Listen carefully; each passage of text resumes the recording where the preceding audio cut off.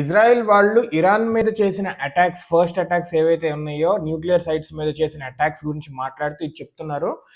గతం చూసుకోండి, ఎవరు న్యూక్లియర్ బాంబ్ తయారు చేయాలని చూసినా వాళ్ళందరికీ ఒకటే జరిగింది. సద్దాం హుసేన్ ట్రై చేశాడు, ఒకటే జరిగింది. అసాడ్ రెజిమ్ వాళ్ళు ట్రై చేశారు, కుదరలేదు. గడాఫీ కూడా ట్రై చేశాడు, కుదరలేదు. ఇంకా ఎవరు ట్రై చేయాలని చూసినా కానీ ఇదే జరుగుతుంది. న్యూక్లియర్ బాంబ్ అనేది తయారు చేయొద్దు అని చెప్పి ఇజ్రాయెల్ వాళ్ళు మళ్ళీ చెప్తున్నారు. అదేవిధంగా ఇరాన్ యొక్క ప్లాన్ ని వీళ్ళు బట్టబయలు చేశారు.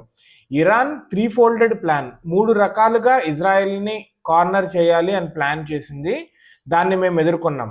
ఫస్ట్ ఏంటంటే న్యూక్లియర్ గా బాంబ్ తయారు చేసుకొని న్యూక్లియర్ గా భయపెట్టాలి అని ట్రై చేస్తే న్యూక్లియర్ బాంబ్ తయారు చేయాలి అని చెప్పి దాన్ని ఇప్పుడు మేము పాడు చేసాము.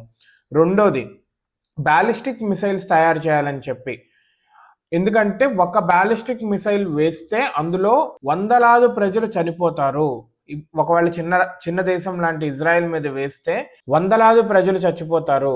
సో అది ఇంకొక ప్లాన్ వాళ్ళది. వాళ్ళ ప్లాన్ ఏంటంటే 3 ఏళ్లలో 10,000, 6 ఏళ్లలో 20,000 బ్యాలిస్టిక్స్ మిసైల్స్ తయారు చేయాలి, అది వాడాలి ఎప్పుడైనా ఇజ్రాయెల్ మీద అనేది వాళ్ళ ప్లాన్. అది కూడా మేము అటాక్ చేస్తున్నాము అని చెప్పారు.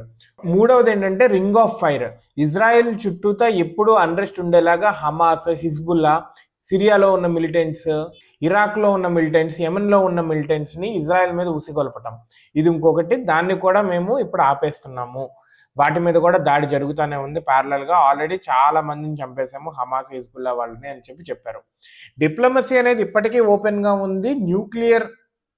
న్యూక్లియర్గా ఎదగాలనుకుంటున్నారు కదా, ఇప్పుడు ఆ యురేనియం ఇవన్నీ గ్యాదర్ చేసుకున్నారు కదా, న్యూక్లియర్ ఆర్సెనల్ని వెనక్కి విచ్చేసి డిప్లొమాటిక్గా ఇప్పటికీ చాలా ఛాన్స్ ఉంది. వాళ్ళు డిప్లొమాటిక్గా మాట్లాడుకొని ఎస్కలేషన్స్ తగ్గించుకోవాలంటే అని చెప్తున్నారు.